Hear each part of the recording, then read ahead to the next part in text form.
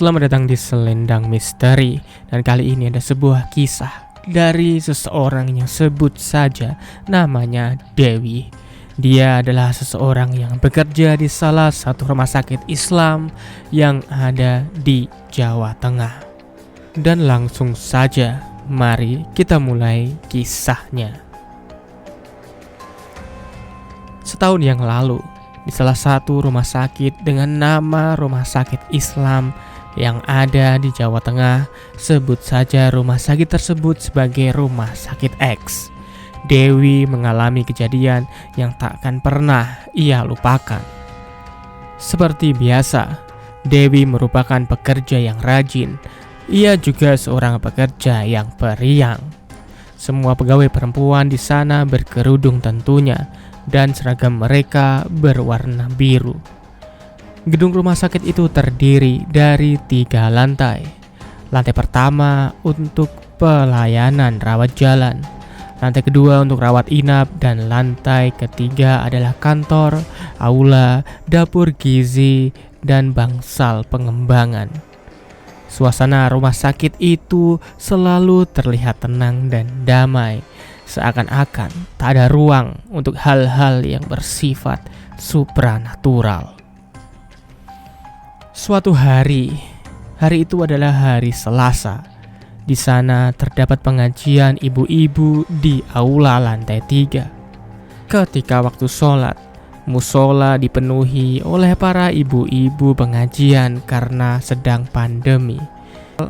Dewi dan temannya Muti merasa agak sedikit malas jika harus sholat bersama dengan ibu-ibu tersebut, karena tentunya selain ramai, mereka juga harus bergantian ruku dengan orang-orang tersebut.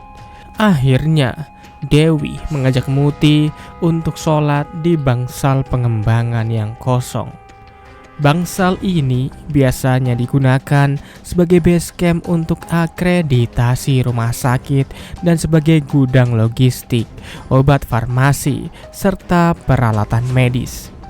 Mereka berpikir di tempat yang sepi itu mereka bisa sholat dengan tenang tanpa harus berdesakan. Jam 12 siang, saat waktu istirahat, Dewi dan Muti menuju bangsal pengembangan. Bangsal itu terdiri dari beberapa kamar dengan lorong-lorong panjang khas rumah sakit. Seperti lorong-lorong rumah sakit lainnya, lorong tersebut juga terasa sunyi dan agak mencekam. Mereka memilih kamar yang berada di tengah-tengah yang dilengkapi beberapa tempat tidur dan kursi penunggu. Dewi duduk di atas salah satu bed menghadap ke pintu.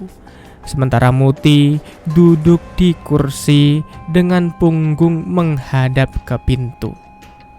Suasana hening di bangsal yang jarang digunakan itu memberikan rasa tenang yang berbeda, meskipun ada sedikit getaran ketidaknyamanan yang sulit dijelaskan.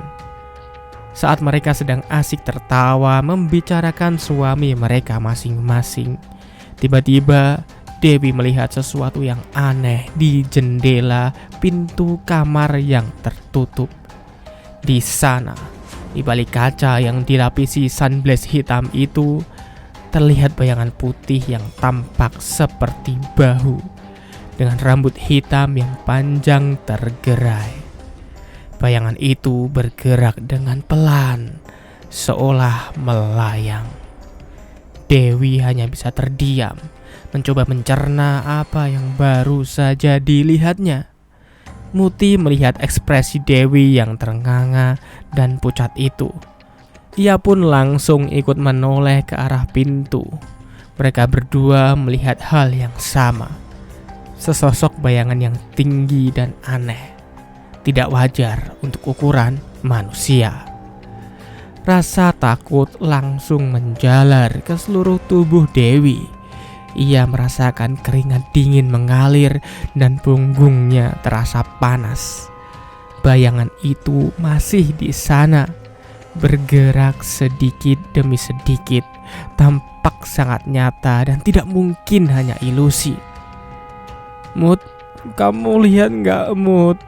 Tanya Dewi dengan suara bergetar. Muti hanya bisa mengangguk. Wajahnya sama pucatnya dengan Dewi. Dengan segera mereka membereskan barang-barang mereka dan memutuskan untuk tak jadi sholat di tempat itu. Mereka keluar dengan tergesa-gesa, mendorong pintu selebar mungkin dan langsung berlari menuju office tanpa menoleh ke belakang. Sampai di office, mereka terengah-engah dan masih sangat ketakutan. Dengan pikiran yang tak henti-hentinya memutar kejadian menyeramkan itu, Dewi menelpon suaminya, menceritakan apa yang baru saja terjadi padanya. Namun jawaban suaminya hanya membuatnya semakin merinding. Suaminya hanya mengatakan, "Itu berarti imanmu belum kuat. Kok bisa-bisanya dia nampakin diri di depan kamu? Berarti dia gak segan-segan sama kamu. Kamu harus lebih kuat lagi ya," kata suaminya. Dan Dewi tidak bisa tenang dengan jawaban itu. Dewi berharap bahwa itu adalah yang pertama dan terakhir kalinya ia melihat penampakan seperti itu. Namun trauma itu terus menghantuinya hingga sekarang.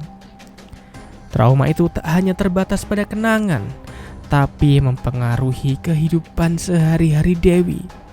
Setiap kali ia melewati lorong rumah sakit yang sepi, ia selalu merasa ada sesuatu yang mengawasinya.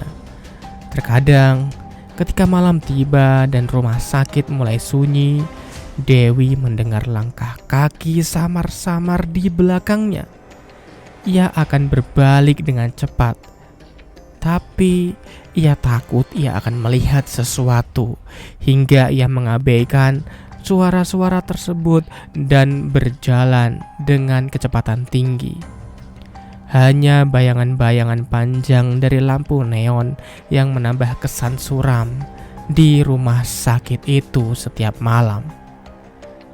Pada suatu malam, saat Dewi sedang lembur di kantor, ia mendengar suara ketukan pelan di jendela. Kantor Dewi yang berada di lantai 3 dan jendela menghadap ke belakang yang biasanya sepi membuatnya semakin bergidik. Ia dengan enggan melirik ke jendela dan melihat sesuatu yang membuat darahnya membeku.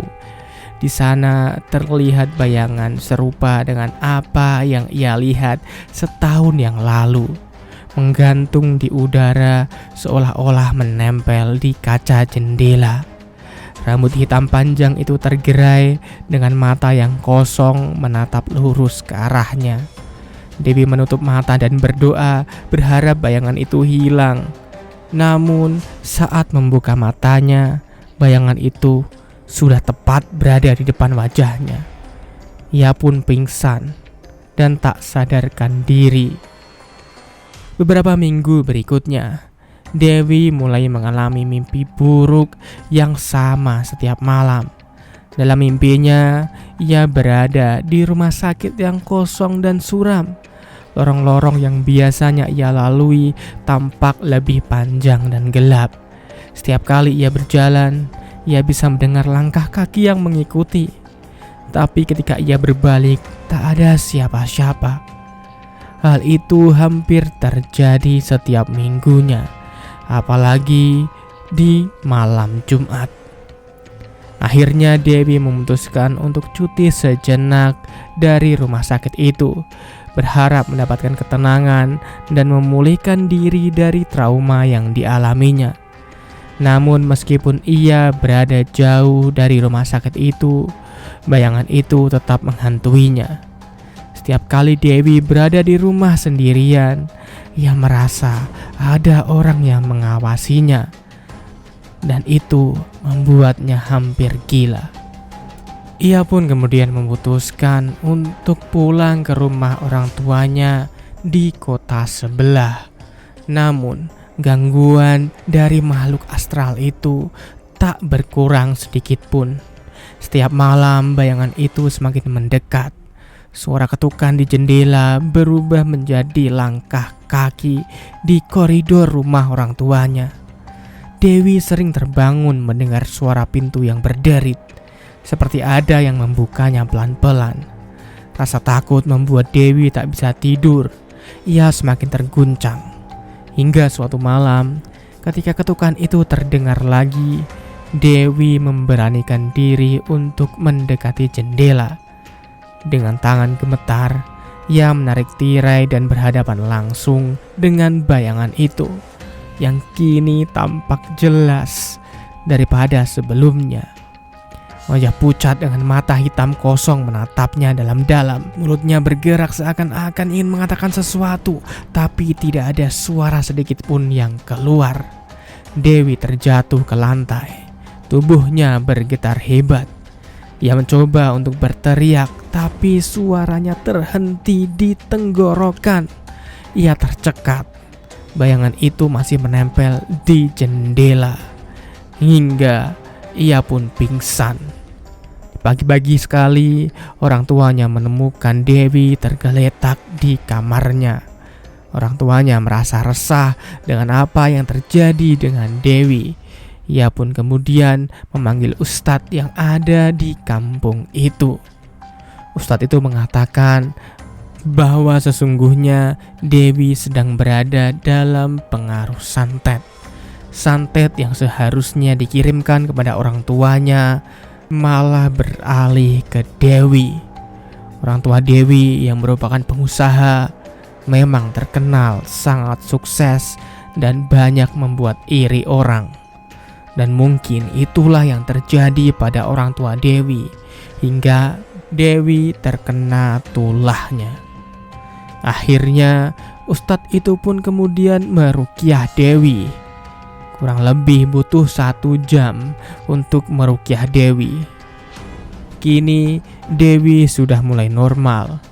Ustadz tersebut memberikan amalan zikir pagi dan juga zikir sore kepada Dewi untuk membentengi Dewi dari serangan gaib. Dan hingga sekarang, dengan rutin mengamalkan zikir tersebut, Dewi pun merasa tenang dan gangguan kepada dirinya jauh berkurang. Dan begitulah cerita dari Dewi, salah satu pegawai rumah sakit Islam yang ada di Jawa Tengah. Kira-kira, pernahkah kalian mendengar atau merasakan sendiri hal-hal mistis di sekitar kalian? Tulis di kolom komentar di bawah. Terima kasih telah menonton video ini hingga akhir. Semoga kita bisa mendapatkan hikmah dari cerita ini. Sampai jumpa.